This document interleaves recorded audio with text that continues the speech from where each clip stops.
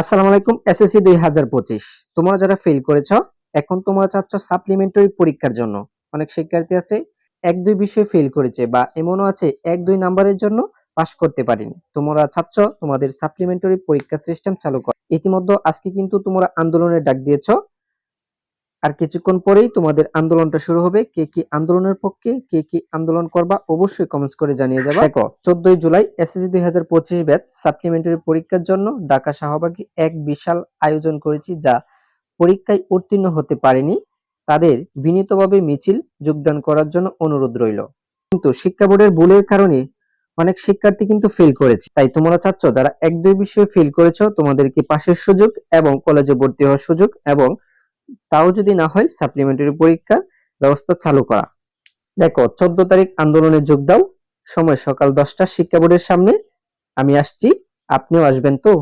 দেখো MCQ plus CQ একসাথে pass এবং সাপ্লিমেন্টারি পরীক্ষা চালু করা হোক।